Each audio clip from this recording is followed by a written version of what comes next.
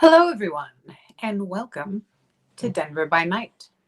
I will be your storyteller, Melee, otherwise known as Melee Damage. We'd like to thank Q Times for allowing us to do this on their wonderful channel. And right now, I'm going to toss it over to our cast so they can introduce themselves and the kindred they will be playing. We'll start with you, Christina. Hi, my name is Christina Ariel, and I will be playing Delilah, who is a Toreador, and I'm very excited to go on this adventure into the dark. And how about you, Michelle?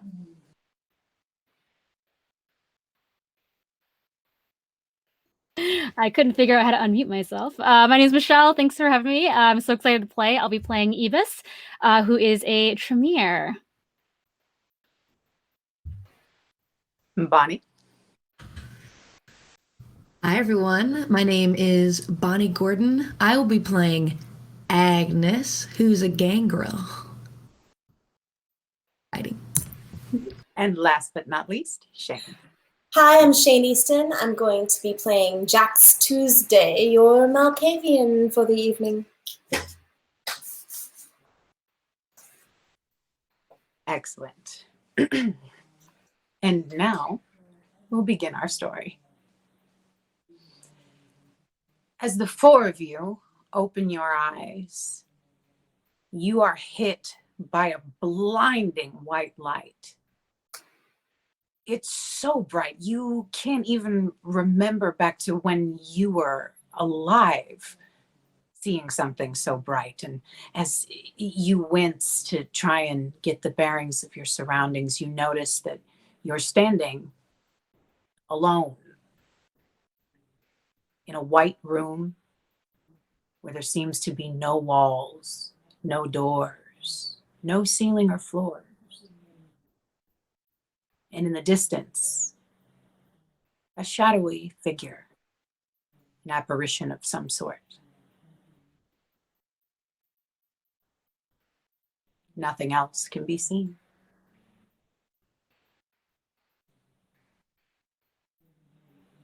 Hello? Hello? Is anyone else here? Who's that in the corner? Show yourself. There is no answer. Who are you? Are you a stranger? Then I desire we be better strangers. Don't come any closer. The apparition does not seem to move towards you. Instead, it seems to be moving side to side. It looks busy, like it's performing some sort of task that you can't quite make out what it is. Is my character able to hear Jax in that moment? You do not hear or see each other.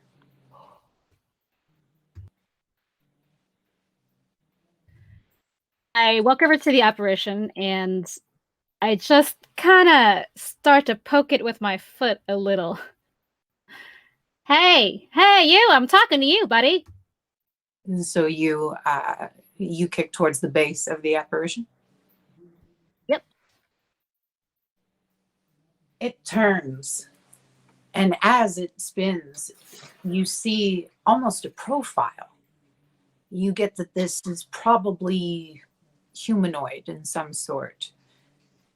And it looks down towards where you've made contact with it with your foot and goes, interesting. Hello, I know you're there now.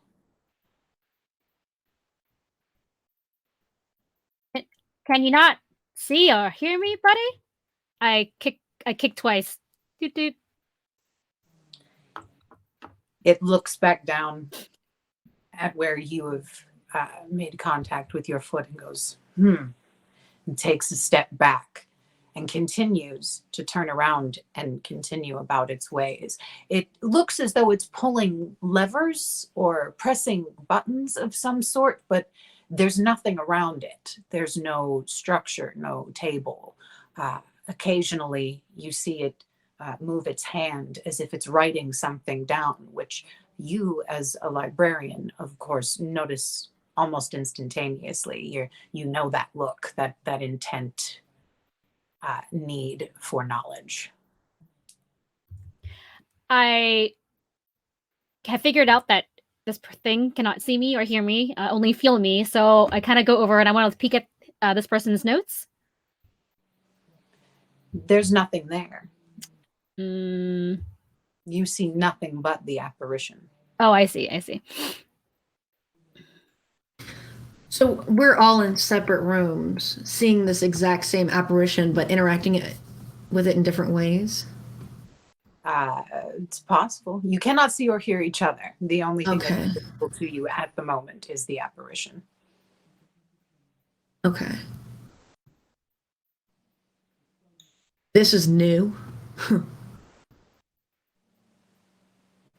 right, I'm gonna go walk up to the apparition and try and grab it by the shoulder, what I think is a shoulder, get its attention.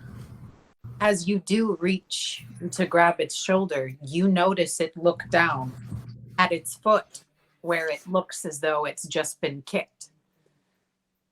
And you hear it say, interesting. Exactly what it said a moment ago.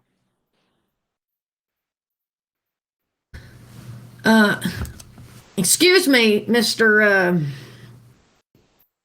Glowy thing. How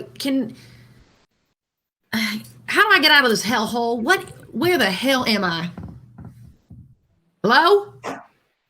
As you begin to shout louder, it leans towards you, almost like it's trying to listen, and kind of shakes it off and moves back and starts pulling the levers and the buttons and taking notes again.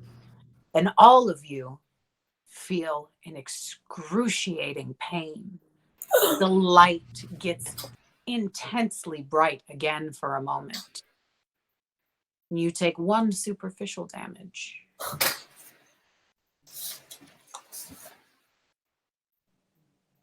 It turns around and looks back towards you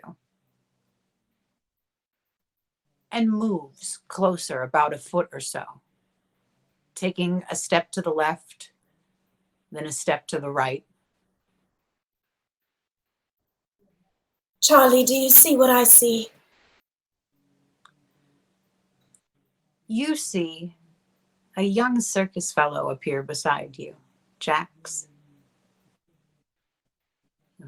Do you see that thing, Charlie?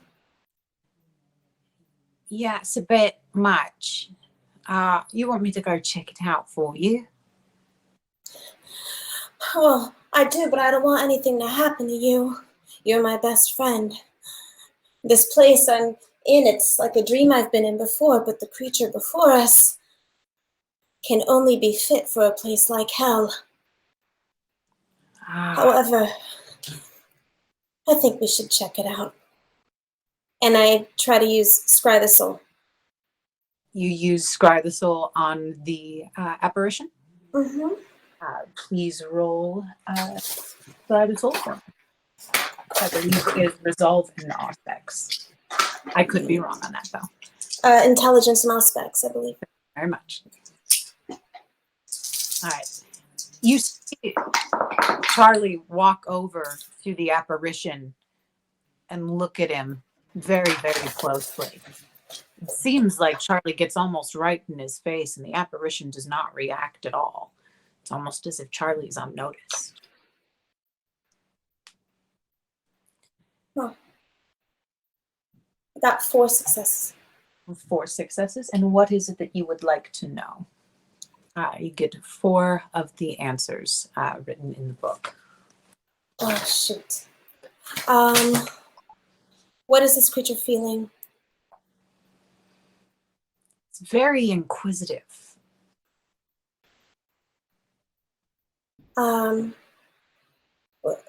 Has this creature committed any sort of diablerie? Not at all. Can I ask what it's seeing? What it's seeing? You get the faint distinction that it can kind of see you, maybe a few other things around like you, but it probably you look to it like it looks to you. And can I ask how it feels about me? It has no feelings either way. Well, fuck if I know, Charlie. Charlie goes, let me see if I can try something. And you see Charlie walk over to where the figure was initially. And he puts his hand down on the area that you thought you saw this figure writing something on. And you see Charlie pull a lever. And you all open your eyes again. And this time, you are in complete darkness. You hear the blaring of a siren going into red alert. And what little tiny bits of light that you can see that are slight cracks in the seams of the container you seem to be in, just flashing red light. You hear Charlie go, "Oh, that's not what I meant to do. Sorry, love." Well, it's okay, Charlie. We're no worse off than we were before, I don't think. Are And we all in this darkness now? you are all in the May I activate Eye of the Beast? You may indeed.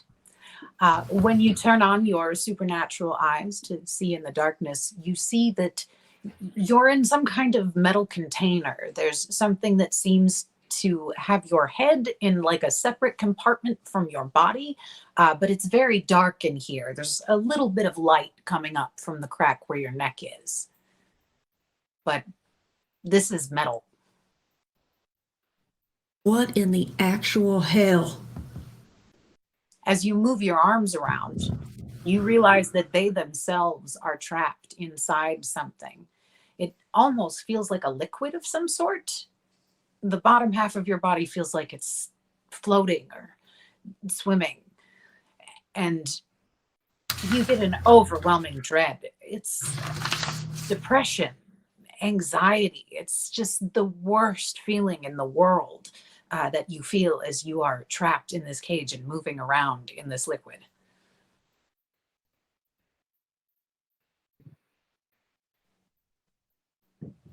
I'm gonna try and break out of it. How would you like to try to break out? Brute force? Yeah, I'm freaking out. All right. Nobody puts me in a cage. Give me your strength and brawl.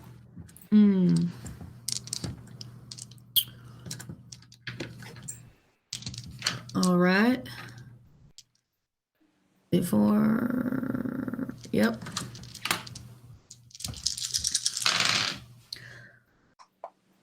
Oh, 2 successes.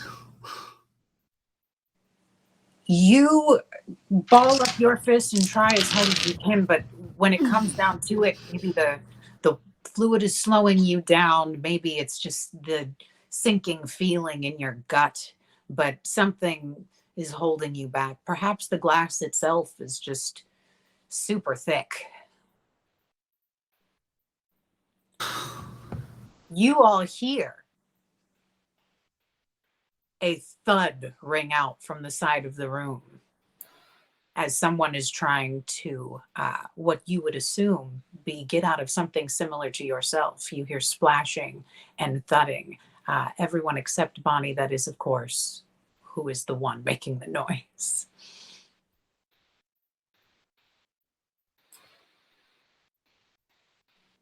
Charlie whispers into your ear. Jackson goes, I think you should know that there's more of them out here. I can press more buttons if you'd like. Oh, well, We could either do that, or I could sit here and write a poem for us, maybe. Once upon a time, I was in the dark with Charlie. It was very scary, and I'll just pull the damn lever. And you all do hear this wonderful poem coming from the room as well. And at that moment, you also hear footsteps running into the room. Sounds like it's about 3 people. Hello? One of Hello? excuse me, you're all gonna have to calm down. Excuse me, excuse you. You better get me out of here, because if when I'm done with you, there ain't going to be anything left of you to snore. That'll be enough. That'll be enough. I'll deal with them myself. It's my fault the experiment got out of control. There's no need. Just stand guard by the door, if you will. I'll deal with them. And you hear footsteps walking closer to your containers. One specifically, he seems very, very, very interested in you, Agnes. Quite a mouth you've got on you, eh? Care to get closer to it? I want my eyes to glow red too when I say that, with my Eye of the Beast enacted. He can't quite see your face through the metal container, but as your eyes do glow red, there is a faint red glow that seems to seep out of the cracks of the metal of your container that he is privy to.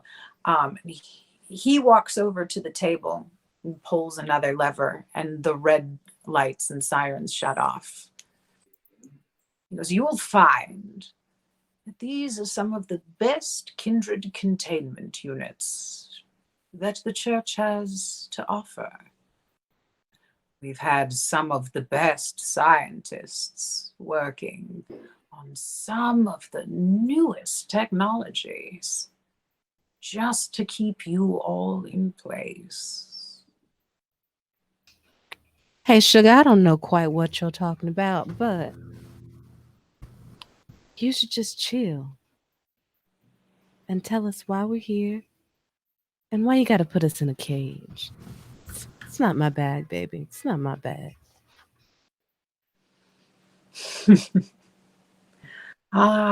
Yes. And you hear him pick up something and start thumbing through it. Pages, paper perhaps. Goes, Delilah. Yes. That's my name, baby. Well, I should let you all know that you have the honor of being considered some of the most dangerous and useful kindred that we've come across.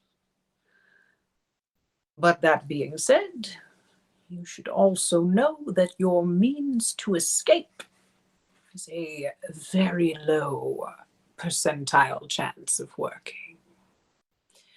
Sister Mary Esther would never allow some of her prized experiments to get out on the loose. Who you calling an experiment? Oh, dear child. What do you think that was that you just saw?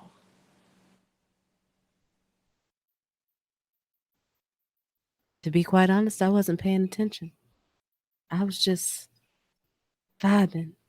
And you are harshing the vibe. Well, the vibing is quite right, dear. The more of that you do, the easier to make it for us. So, continue as you were. Agnes, dear, you'll do well to be more agreeable like this one in the future if you know what's good for you. You know what? I just think you're trying to scare us. I think you're just all hat and no cattle. Well, fine of you to think that. I suppose what you all need is a nice long think in the tank. Perhaps another night in the blue velvet ought to do it. Excuse me. Hello. I think there's been a mistake, honestly. I am an artist. I don't think you need me to be here. So you can just let me go. I won't tell anybody about your, this thing. And yeah, that's, yeah. We be okay? Jax, you hear footsteps walk slowly over towards your container now. And you hear they're getting very, very close. Oh. You, the street urchin, the thief, you will do well to stay here with the rest of your kind, the thieves. And you shall go along everything that is put in front of you, like the abominations that you all are.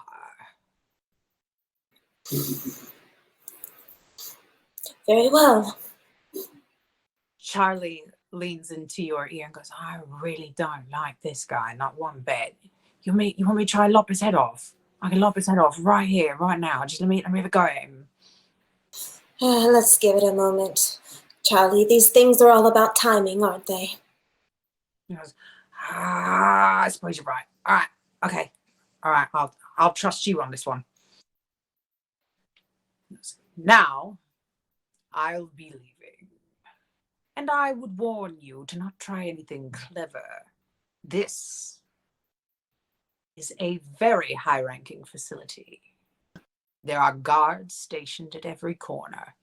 One foul move from you will get you shot up into a billion tiny little pieces. Good evening, undead abominations. And you hear the footsteps walk slowly out of the room, and a large sliding door and the spinning lock clicks into place.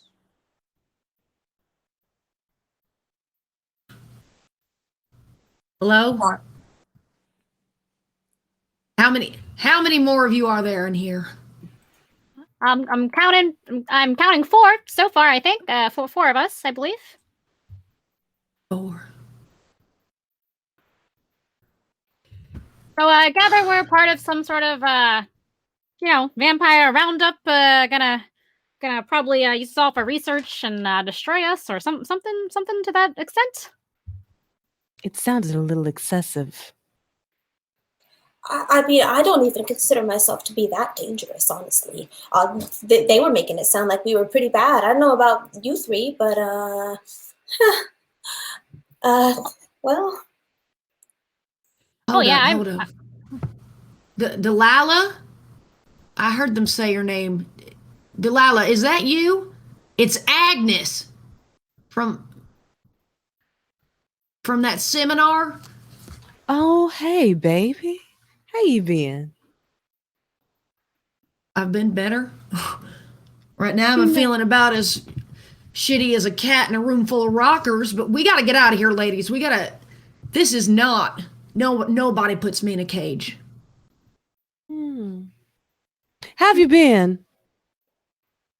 How have I been? Present circumstances aside, darling, don't be so heavy. Oh, I like this one, Charlie. Did you all say seminar? Are you also fellow scholars like myself? Yes. Oh, hell no. I was just there on security detail. Look, none of this is important. We have got to get out of here. This is ridiculous. I don't know what they're planning on doing with us in these little tanks, but I don't plan sitting around floating around here and finding out. I start feeling the cage itself. I want to know what it feels like. I'm kind of reaching around, looking for a latch or something. It feels under your hands smooth. It's glass. You again are surrounded by some sort of liquid that you just heard him refer to as blue velvet. You reach up and you feel that separator between your head and your shoulders, right around your neck. That is where it turns into metal from the glass.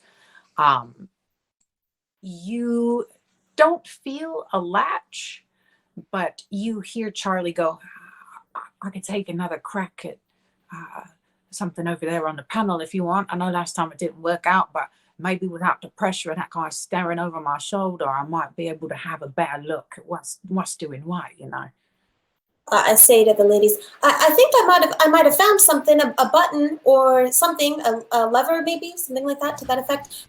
Do you think I should push it or pull it or just leave it be? You have a button? I don't have a button. I have very long arms. Do you feel confident about it? You got to listen to your inner voice. And if that inner voice is telling you that you should pull that lever, pull the lever, baby. Pull the lever. I mean, do something better than do nothing, right? So just, clickety-clackety that thing. I use premonition. All right, roll it for me. So it's resolve and aspects.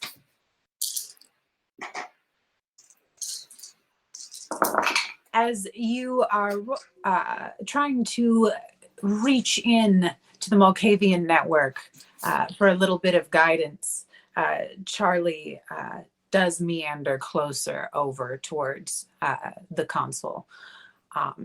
What was your roll? 4 successes. As you close your eyes and channel, you see darkness. And out of the darkness, red glowing eyes that you notice belong to a blue horse. You see very vivid paintings, murals that look like flowers and nature, but then fire. You also see the fire give way to a box that is sitting on the ground. It is all that is left after the raging forest fires burn. A tiny, tiny box. And it opens as you approach it, revealing a small gargoyle. And you're back. Aww. Pull the switch, Charlie. He goes, all right. All right. I think this is the right one. And he pulls it. And you all feel the liquid begin to drain from where you are at. You feel the water levels seep down and you can kind of move your arms a little freer now. You are still in the containment unit, but that feeling of dread and depression that was just tearing at you seems to lift. You seem to be able to breathe a little easier now, at least. And you hear Charlie go, all right, well, that's part one, I suppose. I'll keep looking. I'll keep looking, Jax. I'll keep looking. Okay. So I hope that did something for all of you, because over here it's everything's kind of draining away. I am a little less wet, so thank you for that. Yeah, definitely. Yeah, thank you. That was good. I'm glad you did the lever thingy. Are there more levers out there? How did you do that? I don't know. I can't believe you all don't have a lever, but there was a lever I could barely reach it. But I'll look for more. I would like. Oh, go ahead. I was going to say, Agnes, you realize maybe that now that you have your arms free, you might be able to take another shot at swinging your way out of here. That's exactly what I was going to do. I was also going to wondering if I could get on some feral weapons. Try and break free of this. I'll have to do a rouse check for that, though. Which I believe is, remind me what I do for that. You roll one. One. Hunger die. Mm-hmm. That's right. It is blank. So you go up 1 hunger. I do. Swimming always makes me hungry. All right. All right. I'm going to activate feral weapons and try again. Excellent. Your strength and brawl, please. 1, 2, 3. And then when I do that, I add 2 to my brawl damage. I believe that does that mean 2 extra die? Should be. I believe so. Woohoo! I very rarely play Gangrel. 1, 2, 3, 4, 5 successes. Woo-wee! And it makes all the difference. Oh. Your weapons come out, and as you swing at this container now with freed arms, you feel it smash. You are able to push your way out and kind of jimmy your head out of that little hole and slide your way out of your tube. And you see a room with a lot of control panels. It's very dark. It's dingy. It looks like something straight out of a horror movie. The containment tubes that everyone is located in almost look like some kind of weird pill. The upper half of them is metal. The lower is glass. You notice that this is just awful. There's 4 of them, but there's 5 containment units.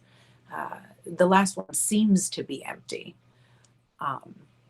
And there is also a lot of medical implements that seem to be lying around as well. Random carts with different scalpels and experimental equipment. Oh, hell no. All right, ladies. I seem to have found more levers as well. I'm not quite sure what they do. I'm not particularly good with levers, but I could go ahead and pull a few see if these get you out of here. Sure, why not? We're just sitting around waiting. All right. I'm gonna go and try and pull some levers. And hopefully don't blow anything up.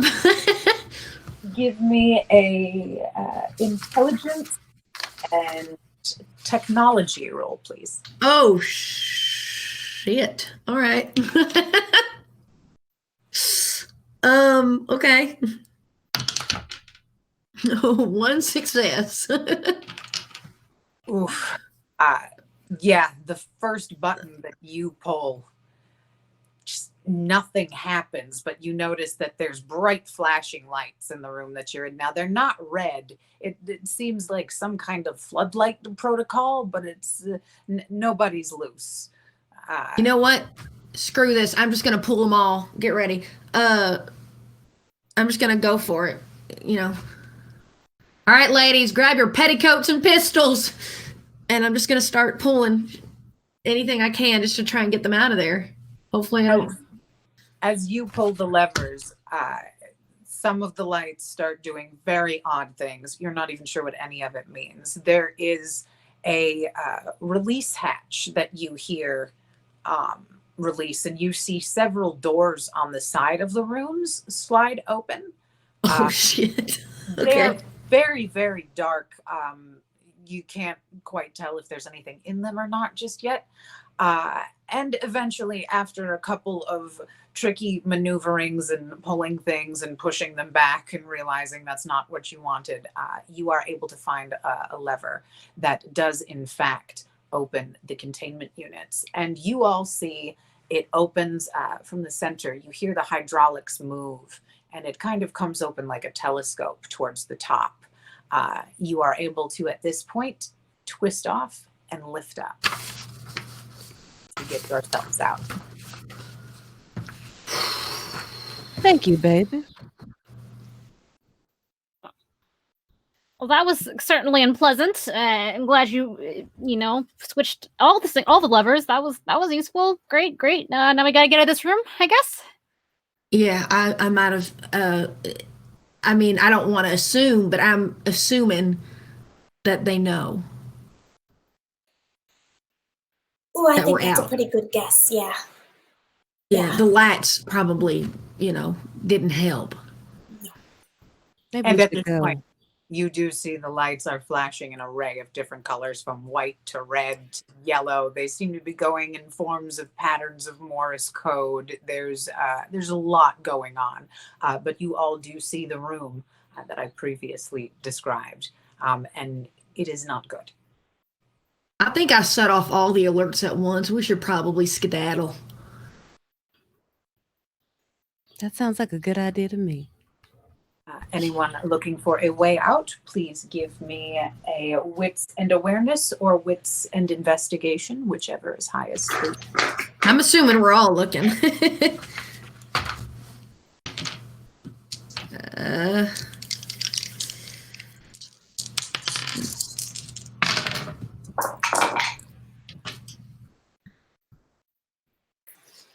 Two successes for me. 3 for me. It's going to be a 1 success. And how many for Ebis? This is against a 6, right? 6 or higher?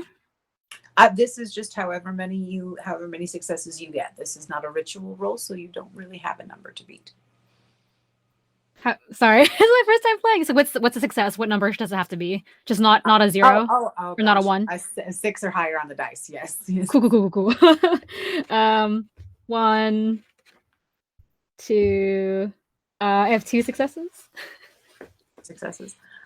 You all are looking desperately. You're combing over different areas, looking at things. There's a couple of books. Some of you even pulling them down to see if like a hidden passage opens.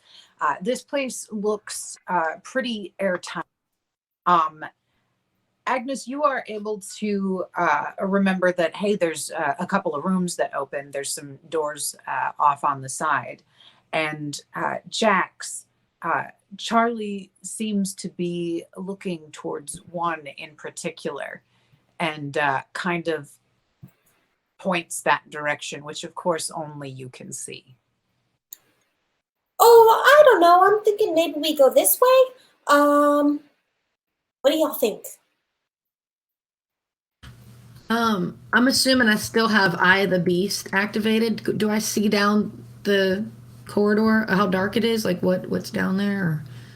This is a room, and it's It's not just a that room. large of a room, to be honest with you. As you look in, you kind of are looking at Jax like, I don't know what you're talking about. This is like a glorified broom closet. But it's a very small room. There's some storage equipment in there, a shelf. The walls are made of stone, brick, cement. It's just another room. Going in there is putting us in a different kind of cage. Yeah, but they wouldn't expect us to go in there. Well, after you. Okay. Here we go. I start walking in, and I say, Delilah, I was thinking about that trust in my intuition thing that you were talking about, and I really enjoyed that. So thanks for that advice. You feel a breeze run across your feet, Jax, when you walk into the room. I drop to the floor to see if I can see where it's coming from. And there is, in fact, a vent underneath one of the shelves that looks as though it might have a loose screw, which, as a Malkavian, you're not unfamiliar with. Charlie boy, good job. Hey, I think I found something in here. And I start trying to unscrew it with my stubby little nails. And it takes a minute. And you all walk over to see Jax on her hands and knees fiddling with something underneath a shelf. And after a second passes, you're able to get your fingernail in there and kind of unscrew it, and you're able to kind of thumb it out, and it does lift. You feel like if maybe you slide this shelf over, you guys might be able to get out this way. Okay. What do you say if we all just kind of crawl on this thing? These do go somewhere. I know that. Sure, out's better than here. I lean down and I also try to move the grate with her. Excellent. Give me your strength and athletics, God, just to see how well you guys move this show. this is like one that I got on her. No. It's a very heavy shelf. All right, I'm gonna see them struggling and be like, "Move, ladies! Just help them move it out of the way." And you all do notice that with this giant shelf that you have struggled with, Agnes marches right up and just almost with no effort slides this thing out of the way. And there is the opening. There is the grate. Right about the time that you hear that giant metal door slide back open and the clinking of guns. All right, ladies, hop in. You get on the ground, get on the ground, get on the ground. Oh, they're right there.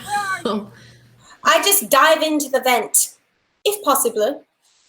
I go in right after. Is it your intention to shut the door behind you on your way out? I'm gonna grab Delilah and shove her down there. I feel like she's just in her own little hippie move. I'm just grabbing her, throwing her in there. Yes, and Delilah, you feel Agnes grab you, but you're used to this. You've hired Agnes out before. You know that if they're pulling you in one direction or another, it's usually for your safety. And I'm not on the clock, damn it. I'm invoicing you for this. It's okay. We're just gonna roll with it, sugar. That's all good. We're just gonna roll. Oh, hell. You make it to what is a very long and nasty ventilation system, sewage system. It smells bad. It's very dark.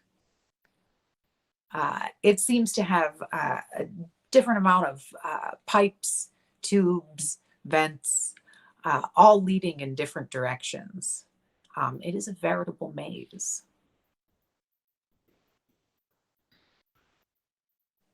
It just took a turn for the ugly. I don't think I like this too much, babe. If you want to turn around and go back to those nice men with guns, then by all means. But as for me, I'm going to stick to this little maze here. All right, what do y'all think? Handsome. I think that I am not a physical type kindred, so I'm gonna keep on moving on down here, down these little gross tunnels, and hopefully find a way out. Is there any way I can roll for like knowledge about infrastructure, buildings, architecture? See if I could like. Maybe intelligence and streetwise. Cool. Right. You're trying to see if basically where you're at makes any sense to you, correct? You get your bearings. Yeah. Okay. That is 0 successes. I don't know anything. Yeah, you guys are lost. This is a mess down here. I will say, give me a wits and awareness roll from everyone.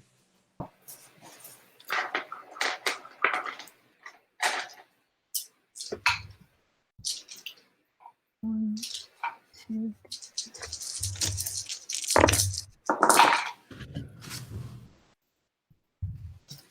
5. Successes? 4 successes. I don't know where the hell I am. I got 1. This smell has really distracted me. Yes, Agnes is a bit tired from moving that shelf and getting everybody down here who wasn't paying attention. But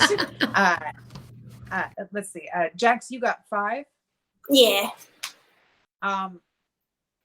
Charlie seems very preoccupied, looking at something that is a marking on the wall that you almost didn't notice at first. Like your eyes kind of glanced across it, but it's dark down here. You assumed maybe it was just left over from construction.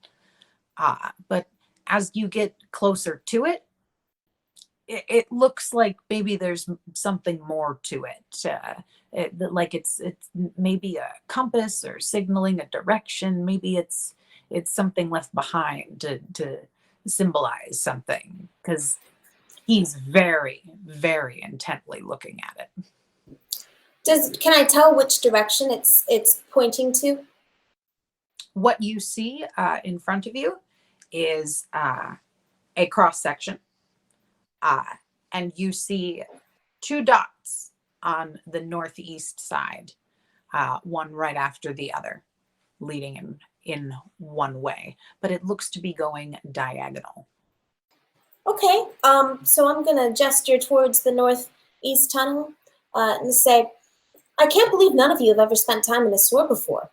I used to sleep down here sometimes. I think if we follow the tunnel this way, we'll end up at least at some kind of, pothole situation thing that we can kind of climb up and get out. That was a lot of words in that sentence that were super scary to me, but I am just going to trust you on this one. You all hear from the door, the hatch that you just came down through, there's a sound of force coming through there. At this point, they are trying to make their way into that room and down that tunnel again. They are clamoring. You hear radios clicking from above you. You know it's time to move fast. Okay, move your butts. Let's go. As we move forward, I have an idea, and I'm going to rip a small piece of my coat off and throw it down one of the other tunnels. That was an old trick we used back in the day. See if they follow that way. Let's go! Could I also do a warding circle on behind us so they can't follow us? Does that work in this case? That would probably be better.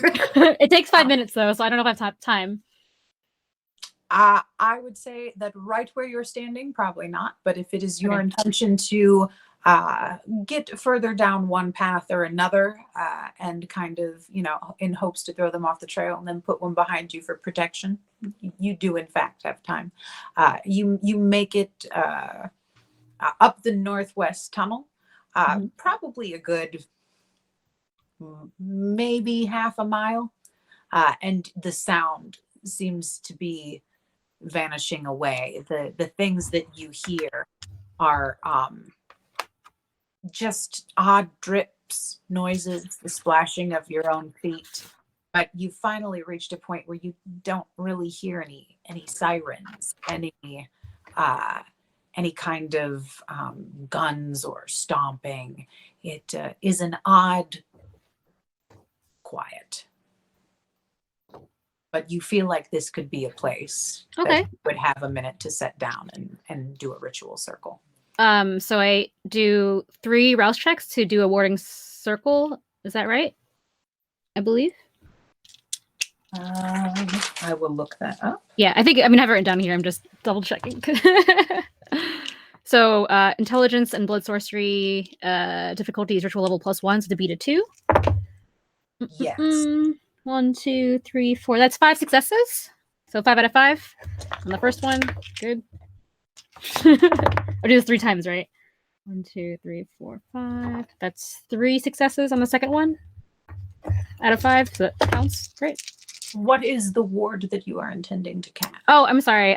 Just the warding circle. So it's the one where if a trespasser enters, they have to roll I have to roll 2 against the enemy's willpower, or else they can't get through. Excellent.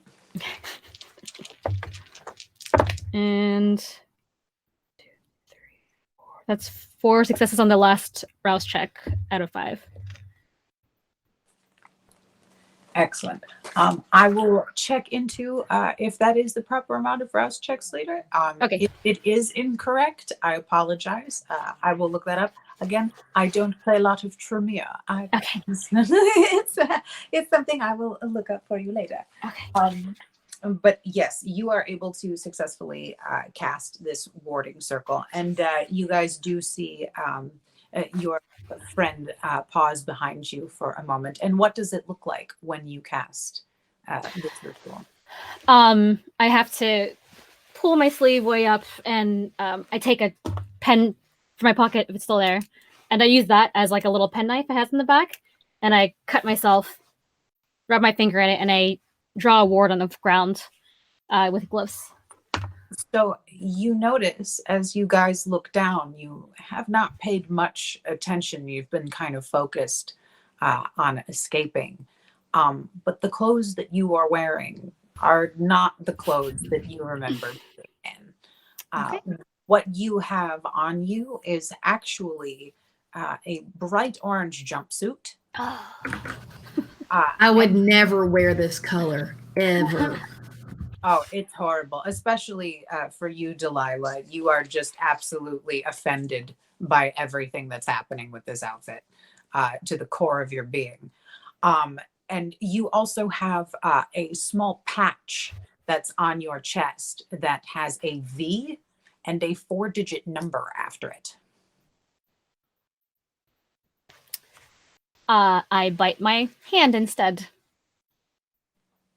and use that to draw my blood and do the warding circle with my finger. Excellent. And then is it your intention to continue down the path? Yes. You all make it quite a ways, feeling a little bit safer, knowing that it's been a lot quieter. Although the smell is getting worse and it's getting darker, the ward behind you as an extra precautionary measure. And all of a sudden, out of nowhere, you hear footsteps running through the water. You're like, wait, no, wait, come back. I know it's counterintuitive. Come back.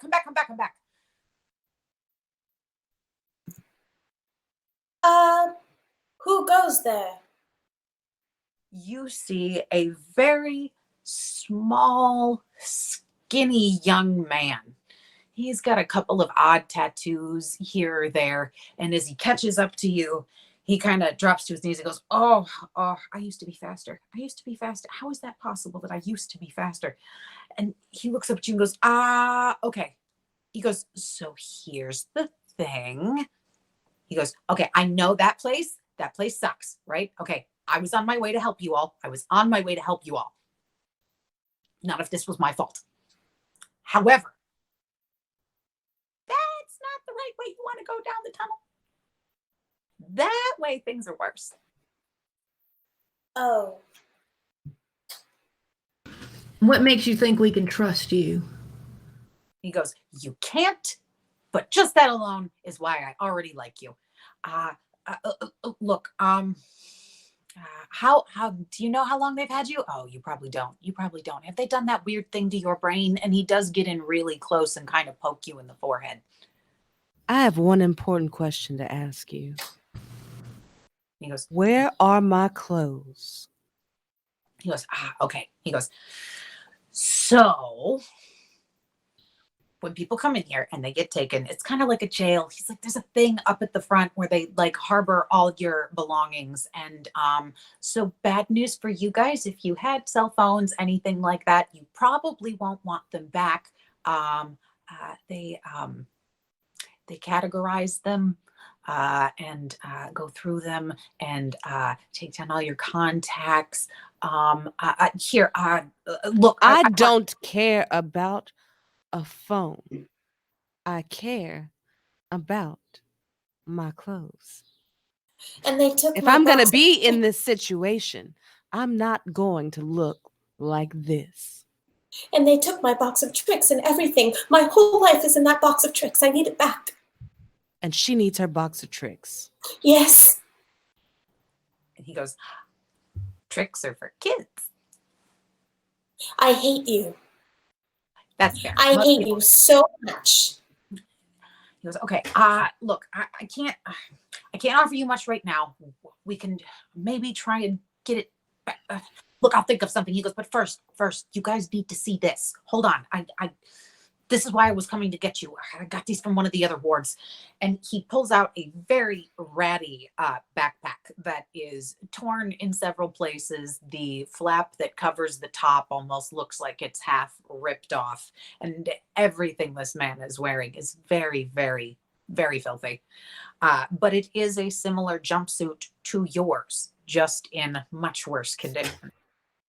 And he pulls the top of it open and emerges with a couple of files that he passes out to each one of you. Oh, excellent. Have you done some research here? And he I goes, open it up and immediately start reading. and it is everything about you, Ibis, that has taken place over the past couple of weeks, maybe about a month.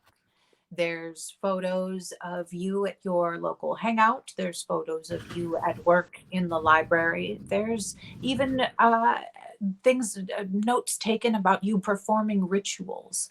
And most disturbingly of all, a picture of you with your touchstone. These people have been following you, whoever it is, for a very long time before they nabbed you. Where did you say you got these files? These are from the men or the people who took us? He goes, yeah. He goes, how much do you guys know about, like,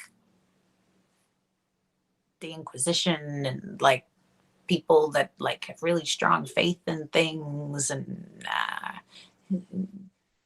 anything? Any of that ringing a bell to any of you? Just some bad energy. I mean, I know they kind of broke up the whole system that the Tremere had for having their fun little pyramid, which I was never a part of, but I know they're bad news. That's for sure. So they are following us to get us for what purpose exactly, though? He goes, oh, well, I don't know if you've checked lately, sister, but you're kind of an undead monster. Well, I mean, I'm okay with it. Don't see why anyone else is not okay with it. I pay my taxes when I can. Yeah, he goes, it gets worse than that. He goes, it just takes one head holy guy with some dumb God-sent mission to rid the planet with one thing, and now we have all of this. He goes, and it's not just that. Worst of all, they're trying to figure out ways to use us against us. All I know is as a hunter, I don't like to be hunted. So how do we stop this? I don't know if we can. It's kind of a big deal. There's a lot of them, a lot of military, and a lot of scary weapons with a lot of scary ammunition. He goes, follow me. And he does start walking you guys back the opposite way down the tube. He goes, I'll show you a different passage. He goes, we're going to have to go through another side. Maybe if I get you to the boiler room, you can make an escape out through and into the streets. Here's the thing, though. He goes, sometimes when people get out, that's when it gets worse. Once you're out of the actual building, there's more security outside. And then we find that when some people escape, they end up back in here somehow. We haven't quite figured that one out yet. It's not escaping. Getting out is the easy part. Staying out is the hard part, is what I always said to my sister back before she left. I'm sorry, who are you? Oh, the name's Kurt. And he does stick his hand out to shake your hand. I kind of slap it like in a quick you. All right, Kurt, K-U-R-T, Kurt. I like that better. Yes. Okay, cool, cool. K-U-R-T, Kurt. Great. So Kurt, you've been in here and out of here and back in here, and now you just kind of hang out and looking for loose of our kind. Well, not exactly. It's not really hanging out. I am one of the people that has repeatedly wound up back here. There's a safe house not too far from here. Some more like us that actually do manage to get out.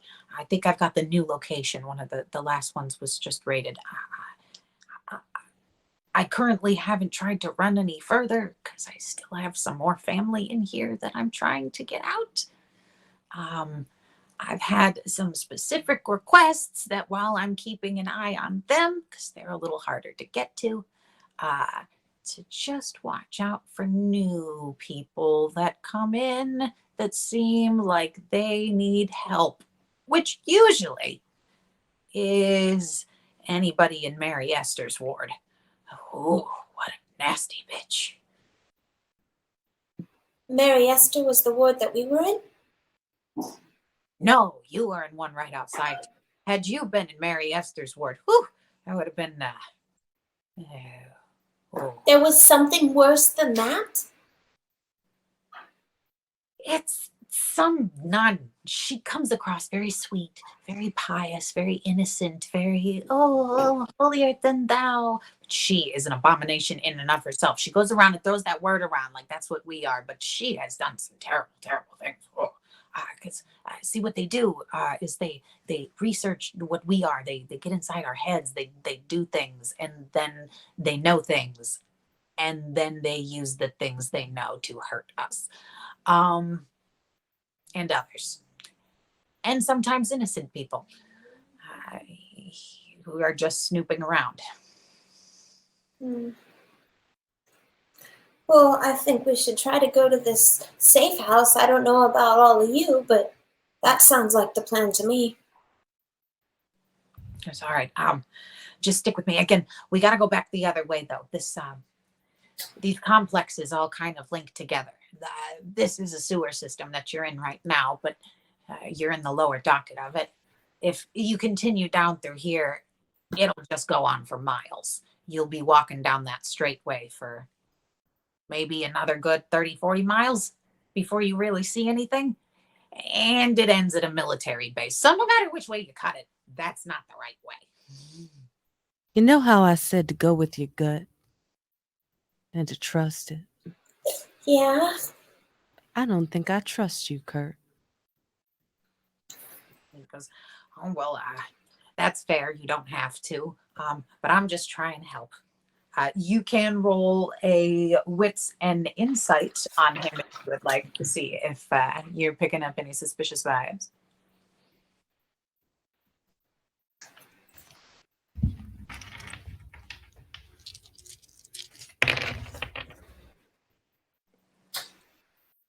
It's going to be 4 successes. 4 successes is a good amount. And yeah, no, he seems genuine. He's a little twitchy and odd, which at first when you think about it, you're like, oh, he's like a dirty sewer kid. So that could just be him. He lost me at dirty. Yes, exactly. He's skinnier than a snake on stilts. Guys, he's right here. No, I'm just stating fact. Sorry, Kurt. Apparently If you want kid people to needs- take you seriously, you should probably make sure you put your best foot forward. Well, I don't care about that. I'm just saying this poor kid needs a meal. He goes, oh, you have no idea how true that is. It's like only on occasion do they actually feed us anything around here. So that's kind of an upside to occasionally helping people get out, is that if by chance we manage to take one of these assholes down, it's a little snack that it's like a delicacy. Well, it sounds like this kid. Except for the ones that really believe. He goes, watch out for those ones, though. Those ones that are really super holy, he goes, oh, it tastes like battery acid. This is my first time hearing about any of this, and I'm quite interested. But it sounds like we do need to get out before we can get any further away from this place and make sure we never come back. Hi, kid. I feel like I trust you. Would you ladies like to come along? Ain't got much of a choice in a sewer. Yeah, let's go. And then I do a couple cartwheels to kind of head towards that direction. He goes, what a lively bunch. I was not expecting such, but I want you to know I'm here for it. And he goes, and especially you, gorgeous. And he looks at you, Delilah, and he goes, we'll get you hooked up in no time. Don't you worry about that. I think, hopefully we don't die on the way. We'll try. Otherwise, you look beautiful no matter what. And he does take off. He goes, I throw up in my mouth a little bit. Like, it's interesting. Seeing as how you are all new, do you know where you're at? Can't say that I do. Because I tried my hardest not to look at your files. I was just going to bring them to you so you could do with them what you want. But are any of you from Denver by any chance? Denver? I thought I was in Arizona still. Baby, this is Wyoming. I was in Pittsburgh last time I checked. I live outside of Denver, but I don't go much into the city. Well, I regret to inform some of you that that is in fact where you are, in a Inquisition holding facility, all the way out in Denver. Yes. Okay. So only one of you is a local. I'm gonna have to draw you guys some maps before we get out of here too. And he does start scrambling through his book. He goes, have any of you ever been in trouble with the law of any sort? Oh, me? No, I'm on the straight and narrow. I got arrested at the March in Washington on Vietnam. Oh, that was a good one. Good job. Add more. 60 good year. Add more most wanted signs drawn up of this face than I care to count, but it's been a while since they've caught me. He goes, well, that explains at least the two of you. The rest of you, I'd be more worried because now you've got to figure out how it is they figured out who you are. Which, if it doesn't immediately come to mind, that's the most worrisome part, because that means you never know. Usually there's a mole. Well, that's all sound and gravy. Maybe we should just get on out of here, huh? And he is saying this as you guys are walking. It is a very extraneously long tunnel system. And after a while, you get to what looks like a very worn wooden door. It is reinforced with the steel girders of yesteryear. And a key lock that looks like an old skeleton key lock. And he walks up to it and he goes, okay.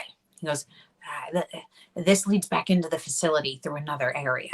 He goes, but it's not too far from the boiler room, which will get you into the right system to get you access into the city. He goes, but I don't know what's on the other side of this door. It's usually some form of security. Well, I don't know what stands against us. I don't know if it's one guy or 10 guys. I'm just saying everybody be vigilant. Okie dokie. You got the key for the store? We just busted it through. What's the plan here? He goes, hold on a minute. And he does kind of reach into the back of his hair and he pulls out a tiny bobby pin. And he goes, all right, let's see if this works. And it takes him a second. And he does kind of jimmy it open and he goes, all right. You guys let me know. Let me know when. I'll swing it open. Can I use my heightened senses to see if I can hear anything on the other side of the door? Since I can indeed. Slightly animalistic over here with my I did something already, didn't I? Oh, I only did Eye of the Beast. I could go I could do something else. I guess I could shape change and use my ears. You have heightened senses, right? I do. So I don't believe you require a Animalistic. damage for that. Okay, Unless I'll you would take just it. like- please give me the roll for that. I do not know the rule for that. It just says, yeah, I'd have to probably find it, huh? I know what it is. Heightened senses is wits plus resolve. Ah, thank you. Yeah. You're faster than my My PDF. hero. Let me see. Woo! 4 die. 3 successes. You hear movement on the opposite side of this door as you turn your ear towards that direction and heighten your beastly senses. You think maybe there's 2 people. You hear a bit of murmuring and conversation, but the movement and footsteps, I think it's only 2. Well, ladies, we're definitely going to have company, but I wouldn't call it a party.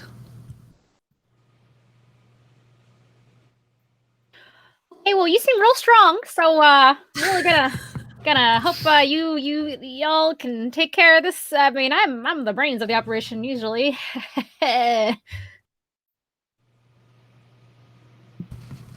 Wow. I guess let's just open this door. See what's on the other side. I'm going to hang in the back. Actually, I will follow you, all of you in. I'm just going to, take up the rear, as they say. And is that okay? Jax, you hear Charlie go, you go ahead and stay in the back. I'll go in first and take a look around and see if I see anything other than, what they just said. Well, that's okay, Charlie, because I can go invisible. We can go in together. Oh, perfect. Yeah, that's right. Okay. And he does kind of wiggle back next to you, ready for action. We're a team. Are we hearing her talk to herself, or is that through her mind? Is it Jax's intention to mumble quietly or to just speak outright? Oh, I mutter to myself all of the time. It's just a habit I've had since I was a kid. It's a nervous thing, like an anxiety, kind of just a tick I have. I like, a lot of geniuses talk to themselves. Billy Shakespeare, I heard. All right. And maybe Kurt just is holding the door, nodding along. Maybe we should just keep your mumbling to a minimum until after we get safe. All right. Okay. So then I'm going to do my rouse check for unseen passage. Indeed. Nope, fail. Oh, you do get a bit hungrier and you feel the beast inside you and you hear a voice say, yes, just a little nibble, just a little nibble, a little nibble, just a little bit, just a little peckish. Come on, it'll help the creative juices flow. It'll stimulate things. Just do it, just a little bit, just a little bit, just a little bit. Oh, I know. Listen, we get up there, we get out of here, and it's going to be a smorgasbord. Okay, if you promise. Into the back, the voice fades. Kurt stands by the door and goes, all right, I'll swing this thing open when you guys are ready. We good? We got a plan? Yeah, I think the plan is just to kind of run as fast as we can, but let's do it. He goes, oh, I was afraid you were going to say that. And does, with all of his force, push the door and kind of give it a little kick towards the end as he swings through and runs out in front with you, Agnes, as the rest of you kind of stray for back place, shoulder to shoulder. Agnes, what you see in front of you is 2 very well suited up military agents who seem to be very caught off guard by the door swinging wide open. They were sitting there. It looked like they were having a game of cards going in the hallway. Ooh, I like that. One of them had a beer kind of sitting on the table, rested. Shouldn't have been drinking on the job, but didn't seem to be anyone there to yell at him for it. He immediately, one of them reaches down and grabs the weapon, and the other one who is there is female, pulls hers around from her back, and they are both holding two very large rifles at you. All right. I'm not gonna wait. I'm just gonna go for it. I'm gonna attempt to attack them. I feel bad because they're playing cards. They seem like my kind of people, but And what is it you intend to do? How do you intend to attack them? I guess I should just go. I guess I can just go for one, huh? I'm going to use feral weapons once more, which is a rouse check. I'm assuming before we opened the door, I was already getting myself pumped up for this and elongating into some claws. And I'm just gonna go full beast mode on them. Roll me your strength and brawl, please. Let me do a rouse check. What was the roll I'm doing? Success. What was the roll I was doing? You just said brawl and what? Strength. And brawl. Yeah. Is what I was made for. Folks. All right. Woo! 1, 2, 3, 4, 5, 6 successes. Yeah! And with your supernatural strength, you guys see as Agnes charges forward with weapons and claws ablaze, just lays into this guy, and you are able to get him right through the chest with your claws. It looks like something straight out of Wolverine to the rest of you. And you do have the one, your claws are right through his chest. He is not very happy about it. You've just barely missed the bulletproof vest that he has on, so he's having a real bad day. Yeah. Anyone else gonna come play? I'm going. I see her go for that one, and I'm going to try to come in on the other one and surprise them and break unseen passage as soon as I grab their gun, and I'm just kind of wrestling them with their gun. Excellent. Roll me your strength and I would say brawl. That's still brawl, right? Because you're trying to hold them. You're trying to Absolutely. And I would also like to call upon the power of my blood and do a blood surge, if possible. Excellent. And you do hear the beast.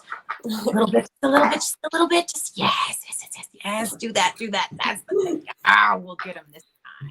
I pass, and okay, and then I do, what did you say, strength and brawl? So that's going to be, and then replace one with a hunger die, correct? Yes, whatever hunger you are at. Great. I got 4 successes.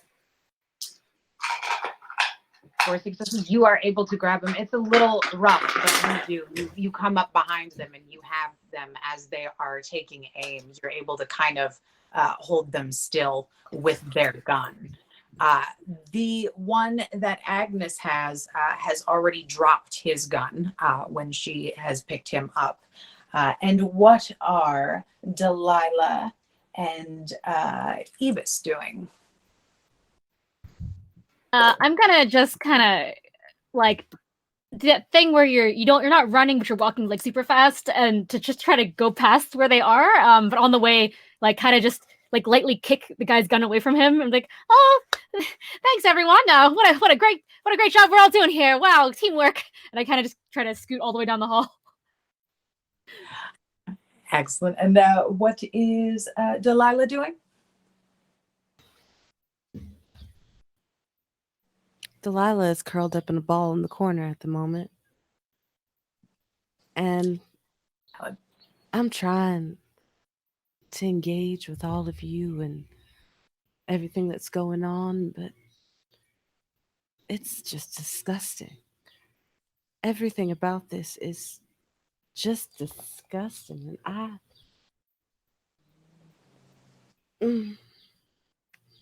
Your vibes are very much overwhelmed, Delilah. It is a very nasty, ugly place, which as a Toreador, it's really harsh and you're mellow, man. I'm not here for this. I'm not here for the clothes. And I can't engage. I just feel shut down. Kurt runs up to you, Delilah, and he gets down and goes, "Hey, sugar." He's like, "Come on, you gotta stand up. We gotta make it through here. Look, your friends, they got that covered. So look, just you, me, and he looks over to you, Ebis, and goes, grab the gun, Ebis. Yes, Delilah. You're really dirty, and you touching me is really not helping the situation. So I'd appreciate it if you gave me a little space. That's fair. I'll look around for some disinfectant before our next date. This isn't a date. I was afraid you'd say that. Anyway, nonetheless. Can you go take care of you take care of everything and I'll be over here. All right, you two run together. And you over by the two agents do see Kurt run up and pull a weapon from his waistband that looks different than the military weapons that these two have, but still like a gun that nobody wants to mess with. It looks like a very large Desert Eagle, which in his tiny little frame looks like a giant gun. And he runs up behind one of the agents, the one that you have, Agnes, pierced through the chest, and he pulls the trigger. And a large spout of fire comes from the tip, and he's holding it with his eyes closed as he pulls the trigger. It is facing away from you, but going behind the guy's head, it explodes. And you see this right in front of you, Agnes. You're holding up basically a headless man at this point. And he goes, okay, there's one. Please don't make me shoot the other one. Let's run. Come on. I'm just gonna, can I just grab the gun from him so I can shoot her? This man has no head at this point. No, so but I'm saying the gun from Kurt. Because he just said, don't make me shoot her. Or don't make me shoot the other one. So I was just going to grab it and do it for him. You have the ability to grab another weapon off of this man that you are holding up in the air. I'll just grab his gun then. Yeah. Now that his hips are about eye level with you as you're holding him up, you notice he has quite an accoutrement strapped to his waist of things that go boom in the night. Woohoo! Boom boom sticks. Let's go. There is a few blades and some kind of grenade of some sort. You can't quite tell what they're for, if they're flashbangs or if they're actual explosives, but there are a few random things. I'm going to grab the firearms off of him, if there's any more and go right along the side of our sweet Jax here, who's holding the other guard steady, and just kind of pop one in. And with the guns, do you grab one that looks like the one that Kurt has, or do you grab just one of the standard looking 9mm that he had around his waist? Ooh, I'm grabbing both, but I probably will shoot. I kind of want to see those fireworks again, so I'm going to shoot the one that Kurt shot and see something go boom. And you are able to find one. This man did have exactly just like the one that Kurt had, straps to his back of his hip. And you shoot it off, and it is a giant flame explosion. And Jax, this is just absolutely insane and very, very close to your face. I will say, what are you doing, you clay-brained codpiece? Sorry, Tenderfoot. And I'm going to actually hand one of the guns to her, to Jax, because that was pretty ballsy of you. I think you could handle a weapon. Yeah, I think I can handle a weapon. I don't think you can. You almost took my hair off. Did you see that, child? You almost took my hair off. Your hair's fine. Let's go. I want to try and grab another weapon from the person I was holding. Yeah, they have the same amount of weapons on them, same things, and they are now both dead splat on the floor. Whatever this ammunition was that came out of this gun, some of you may have seen it before, some of you may have not.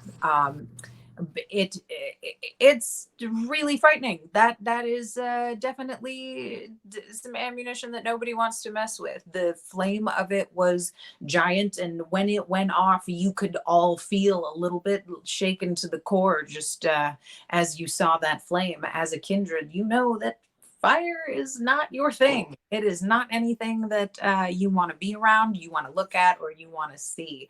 So it takes you a second to compose yourselves after shooting off the gun, but you are able to kind of bring it back together. The big gun that he was initially holding that Ibis kicked away. Am I able to grab? I want that one too. That was like a machine gun or automatic weapon. It's a rifle.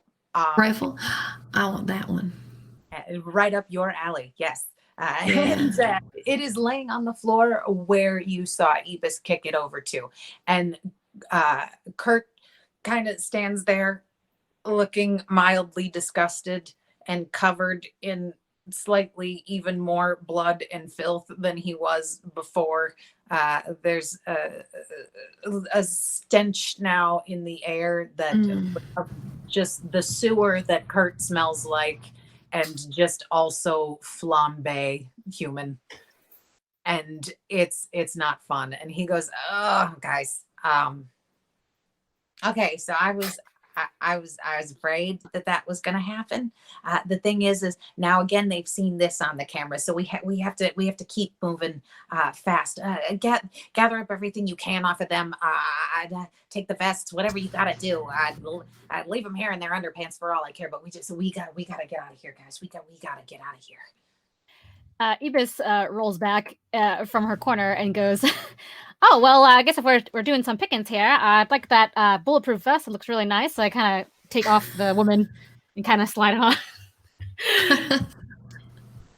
I would also like to take a piece of like bloody cloth from both of the bodies to save for later for testing. You are able to do so. Yeah. I'm gonna go up to Delilah and give her my extra gun that I got. This is for you. I saw you over here, and I know what that feels like sometimes. I think you might feel better if you just have this. You don't have to use it, but even if you just have it, it might feel better. I'm going to reach up and touch Jax on the face. You know, you are what they call a sight for sore eyes. And I appreciate you. Thank you for being. And then I just take the gun. Hey, are we touching each other's heads now? What's going on over here? Well, I think we should probably get moving, just like Kurt said. Always with the Kurt. As we're moving forward, I'm licking the blood off my nails. Just, a little snack. Doesn't really do much for me, but, got to keep my fingers clean. Hey, Agnes, didn't Kurt say that some of that blood might be, spooky-doo for us? When you say that, Kurt looks back at you and goes, yeah, but some of the spooky blood usually comes from people wearing, the collars and the habits. He goes, it's a little different. He's like, sometimes, not all the time. Sometimes it's a little safer to go after the military guys. Not all the time. Not all the time. Not all the time. It doesn't taste spooky to me. I don't know. Tastes a little barbecued though. He goes, and he gives you knuckles. He goes, all right, okay, through here, guys. And he does take you down another corridor. He pushes a sliding grate that looks like fencing, just normal, that steel grated fence that you see outside parks and playgrounds, but it's inside, which is odd. And he rolls it to the side, and he goes, there should be another one like this on the other side. It's locked though, and I'm not the best at the lock picking. I got lucky on that last one. Someone else wanna try it? Anyone? I have lock picking as a specialty for larceny. He goes, oh, good. And he does hand you what's left of the pin, which does look to be in pretty gnarly shape. You can tell he's probably asking you to do it more delicately so he doesn't break it at this point. Do I just roll my 2 larceny die or anything else? That would be dex and larceny. And you get whatever the dots are in larceny plus 1 extra dice for your specialty since this is lockpicking. Nice. Okay. 1, 2, 3. That is 4 successes. 4 successes. You do. And right as you get it to pop open, you feel it snap. As you pull it out of the lockpick breaks. You're free to go, but you kind of hand back this broken in half lockpick back to Kurt, who looks at it and goes, oh, I knew it was about time. All right. Remind me when we get to the safe haven to get another one. He goes, make a right up there. It's the boiler room and my contact should be there. And you guys do as you run ahead in front of him because he holds the gate open for you and kind of flags you through. There is a room down at the end of the hall that when you approach, you can see the heat in the air. It does that wonderful distortion that you know to raise off the pavement in a hot day. You, of course, do not feel warm or sweat as kindred, but this is definitely a viable difference. When you get into this room, you do see lots of boilers. It almost looks like a ship steam room. There's so many giant, large constructs down here. And off in the distance, towards the end of the room, you see a desk. Just a small, simple writing desk. I charge towards the desk, and I'm just looking for pens and pencils and paper because I would love to take notes. You are able to find pens and pencils and paper among with more books about Holy Scripture. There's books about penitence, a book about cryptid zoology, and a book about vampire legends and lore throughout history. I try to see if I can stick them all inside my overalls. Will they fit? You open the neckline of your jumpsuit and go to stick the book in, and it does just fall out the bottom. These are very, very, very loose fitting clothes. And you were like, it was worth a shot. But no, it does not stay. I'd like to try to investigate the books to see if there's any notes or like folded, like dog-eared pages or like little sticky notes where someone was obviously studying a certain part of them. There is a bunch. There is a ton of handwritten notes throughout here. There are stickies. There are even parts that are highlighted. Most of them tend to be about redemption of the evil, something about leading all God's creatures into the path of light. It tends to go towards the general subject matter of things that could very much either be taken very judgy or very accepting, depending on who you're asking. But a lot of the statements are very gray area statements that, if taken the wrong way, could be very, very dangerous for a supernatural creature. I would like to take one book and just hold it in my hand as we leave. I will say, give me your wits and awareness while you are sitting there. And anyone who has just entered this room that actually decided that they want to have a look around in this room. Please I'm do. just staying on high alert with the gun ready, just kind of keeping an eye out while Smarty Pants over here gets their geek on. 3 successes. 3. You notice that there's photos around this desk before you leave. A couple of newspaper clippings that are on the wall that are framed. And there is a photo of a bunch of nuns, a convent, it would seem. None of them look happy. Not one of them is smiling. I have never seen a happy nun. Every single one of them looks like someone just pissed in their Wheaties, 100%. And there's one in particular that's sitting up on the side, almost kind of like the one who would hold the class photo marking. But she's standing up beside them, and she doesn't smile, but she has a smirk. She's very beautiful and very young, and just looks like a pinnacle of sweetness and innocence. But just when you look in her eyes at this photo, it's almost like there's something in your core instinctually that you know she's bad news. I take just that photo then. You take the photo? Excellent. It is up on the wall. It is framed. Do you remove it from the frame, or do you take the whole thing? I take it out of the frame. Excellent. In the time that it takes you to do this, you see Kurt run through the room, and he runs up right by the desk to what looks like a broom closet door, and he opens it and peeks through it, and he goes, any second now, guys.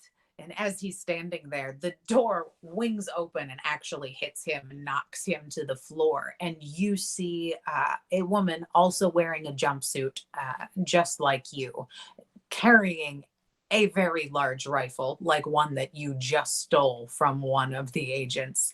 And she goes, "All right, Kurt, you here? Where are they? Where?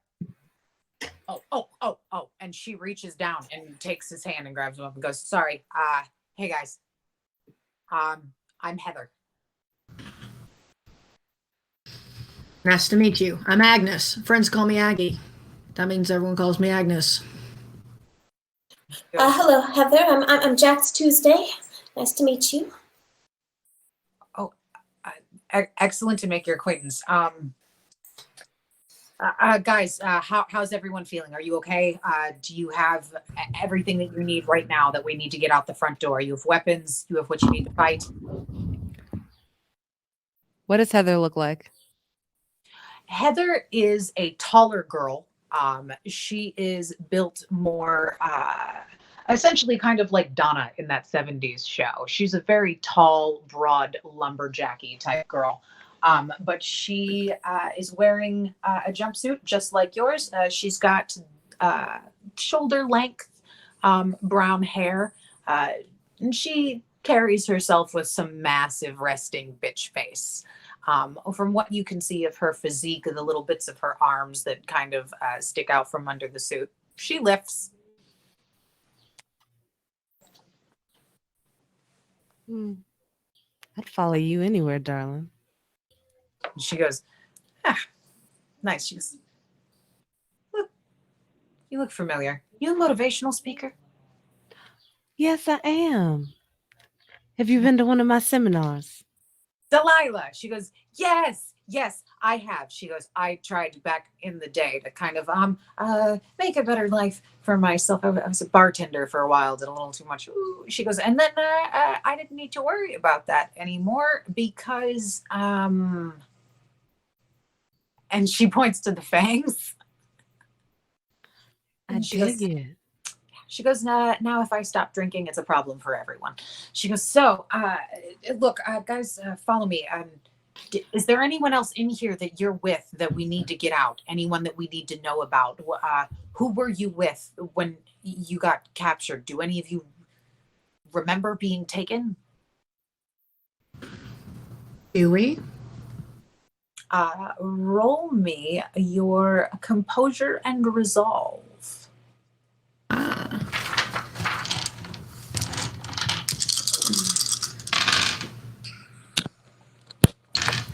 Two successes.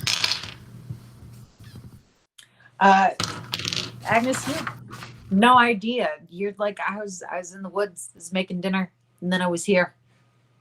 I don't remember a thing. Same old, same old. Same day, different shit. I got 6. 6. When you were last at the library, you noticed a pastor that had come in, a preacher, who had asked you about something to do with religious art history. And when you took him to that section of the library, there was no one around. You turned your back and felt a very sharp prick in the back of your neck that you assumed to be an injection of some sort. And that is the last thing that you remember. No, I definitely came here by myself, unless that dickhead pastor's anywhere around here. I'd have to give him a what for? And you all hear your friends say this, including you, Agnes, who doesn't remember that I can word, who doesn't remember what happened to you.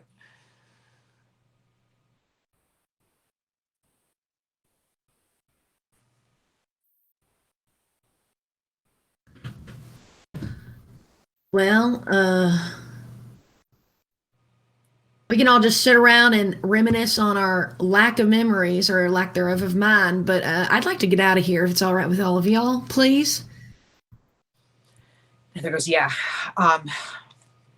Look, I'm sure you guys were looking for some of your stuff. So good news for you guys is that there's something very sentimental to me also in where they usually keep the belongings. So if we're taking a vote, I would like to detour. And Kurt goes, no.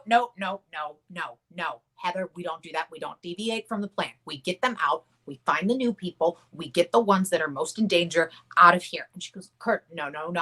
We have to get the plans. That is the entire thing. If we don't get that, everyone dies. And now I refuse. We'll make another plan and we'll go. We can't keep making plans. And the two of them continue to bicker for a moment before Heather just points the gun down at him and he goes, fine.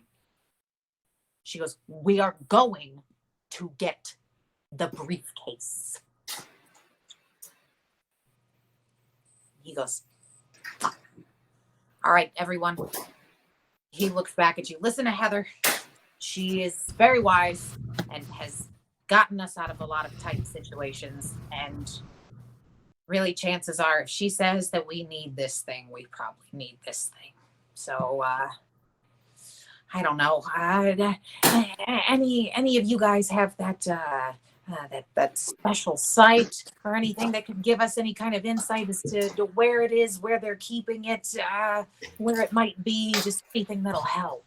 Oh, I think I might be able to help. Right, Charlie? And you do see Charlie kind of walk over towards the two of them. And he looks at Heather a bit, and he looks down at Kurt, and he looks at Heather and kind of taps her on the forehead and closes his eyes. He goes, oh, it's a brown briefcase. He goes, it's a brown briefcase. He goes, and they did take it. He goes, big tall bugger took it from her. Very tall. One of the ones in the jumpsuits wrestled it out. The whole compound was taken. They've gutted everybody. Oh, that's tragic. Oh, Jax, dear, we've got to help this poor dear get that back. It was a brown briefcase, right? And Kurt looks up at Heather and she goes, yeah, it was a brown briefcase. Well, I think we're going to help you get it back. And you do see Charlie nod his head, and she kind of smirks a little bit. And Charlie looks back at you and goes, I don't know where they took it, love. He goes, I know who had it last, but maybe if we see him, we'll know where it's at. But I can't quite get a reading any further from there. I'm sorry. Can I use premonition? You can indeed. Okay, that's what, resolve and aspects.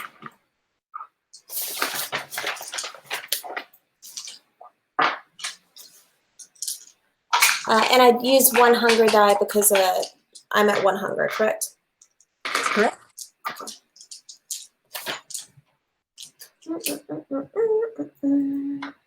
All right, here we go. Here goes nothing, Charlie.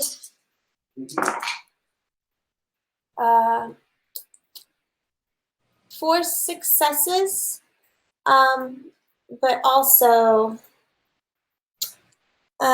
this guy, which I don't think matters. Nope, you are fine with that. If it's just one, it only counts as one. Okay. Your sight opens to you, and you see a large group of individuals, maybe about 20 or 30 of them. And Heather is one of them. And you see them in what looks like a gathering center of some sort, a community center, a gymnasium. And you see a large group of military run in behind her and the group of individuals with them and swing them to the ground and hold guns to the back of their heads and drag them away. And you do see the gentleman that is behind Heather grabs the suitcase from her and holds it to his chest. The background and all the others fade away except for this man, who you then see in a different location, setting it down on a table, opening it up, and his eyes get very, very wide. And he closes it and immediately hands it to a very pious and sweet-looking nun, who takes it and whose eyes fill with tears as she nods and carries it off. And you're back.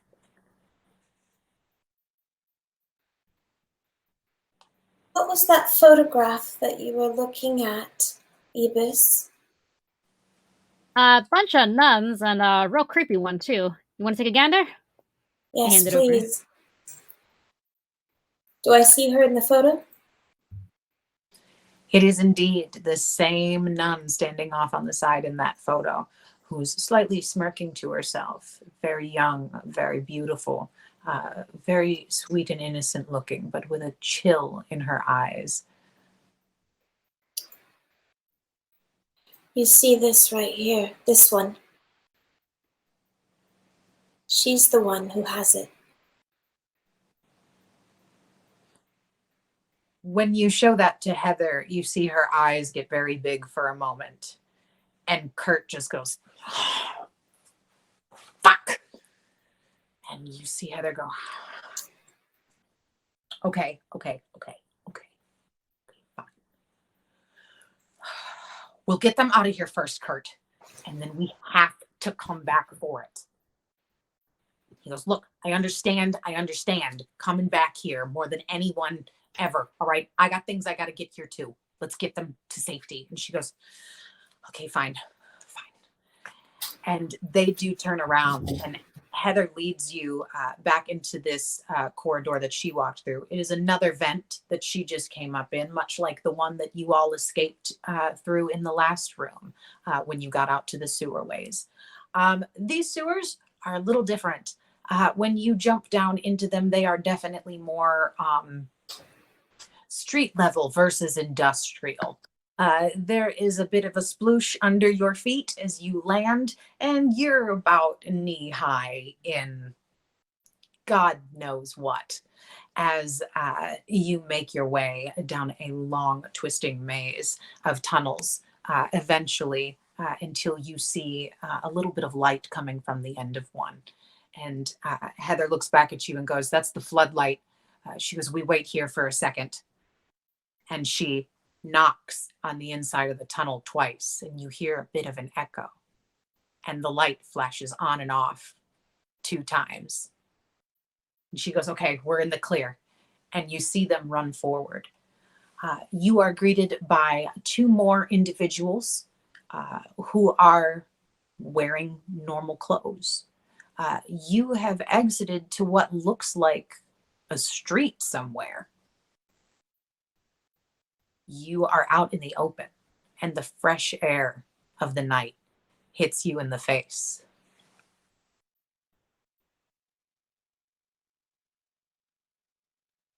Well, this is much better than being in that stinky little sewer duct thing. But, what do we do from here? Heather looks at you and looks at the other 2 that have just joined you and Kurt, and she goes, we have a safe house set up not too far from here. We'll take you there. They have fresh clothes, weapons, and possibly a way to get you home if you need. Although we really could use all the help we can get trying to figure out how to stop them. There's not really a lot of us around here in Denver, and those of us that are really tired of having to watch our asses all the time. It'd be nice to just live a normal life again. But they know who all of us are now. So no matter what we do, they're gonna keep coming for us unless we come for them. So I should hope that you guys would like to stay and help fight with the resistance. But we can cover that another time. Let's just work on getting you guys safe and possibly something to eat. Darling, you had me at fresh clothes. You had me at weapons. That is a good place to end our story. Thank you guys for tuning in. I would like to say a big thank you again to Q Times for allowing us to do this. Thanks to all of you wonderful, lovely ladies for allowing me the pleasure of being your storyteller. And I will go around the group one more time again, let you guys go ahead and introduce yourselves one more time and promote anything that you would like the people at home to watch this week. We will go again and start with you, Bon. Oh, me? Start with me, is that what you said? I didn't hear you. Yeah. Okay, I heard yes. Hi, everyone. I am Bonnie Gordon. You can find me on Twitter, Instagram, and pretty much anywhere social media is at Bonnie Bell G. I'm also one half of a nerd parody band called the Library Bards. Hey, so you might see my band partner Xander, Jean Array on a bunch of other shows, including LA by Night. Instead of Denver by Night. I'm here on Clear Skies on Monday evenings on Q Times in a show called Clear Skies. It's a Star Trek RPG show, so check that out Monday nights starting at 6:30. And I guess just keep your eye on my social media because I'm currently working on a solo album and posting a bunch of solo fun music. The end. Stay safe out there, everybody. Excellent. And Christina? Hi, my name is Christina Ariel. You can find me on Twitter, Instagram, and the Facebook at Christina Ariel, KrystinaaRielle. And you can find me here playing Delilah, but you can find me the day before that on the day that's not today. That's a day called Tuesday. And I will be on twitch.tv/LFM_network, where we have our 5e Dark Sun game, and I play Akasha and Laguerre. So you should watch it at 5 p.m. Pacific Standard Time on Tuesdays on that channel that I just said a second ago. And make good choices and wash your hands. Yes, all of that. Please do wash your hands. Wash your hands, world. You're nasty. Next, Michelle. I've had so much fun playing. This is my first ever Vampire the Masquerade game, so thanks for being patient with me, everybody. You can find me everywhere on the internet at I am Chubby Bunny. The link's right up there. This is the same handle for everything that I use: Twitch, Instagram, Twitter. I do a weekly podcast called Senpai Buddies. That's SENPAIBUDDIES, Senpai Buddies. It's a comedy podcast about Asian pop culture. I do it with two of my friends. There's a lot of fart jokes in there. It's very dumb. And it's weekly every Thursday. You can find it on my website. That's all. And last but not least. Hello, I'm Shane Easton. On social media, I'm Slight Sprite. I'm an immersive and interactive artist and theater artist and actor here in Los Angeles. Right now, you can see me sometimes playing Katya on LA by Night, and mostly just hanging out on the internet talking to you. So there's that. And I am Melee, otherwise known as Melee Damage on all the socials, MAYLEIGH. I think it's right below me. It's that, spelled like that right there. You can find me. Oh, let's go on the list. Okay. My mind went blank and I forgot everything about my life all of a sudden. Wednesdays here, Storytelling Denver by Night.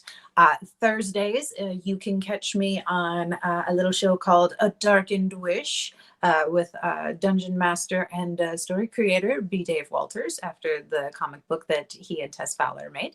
On Fridays, I tune in and I do watch some LA by Night, but I believe that I might have another stream coming up earlier that day for a Level Up Dice. That is another vampire stream, if I'm not mistaken. I believe that's Friday is what we settled on. That's a fairly new one. So if you guys haven't heard about that one yet, check it out on the socials, because it is a thing and it is coming up and it's going to be wonderful.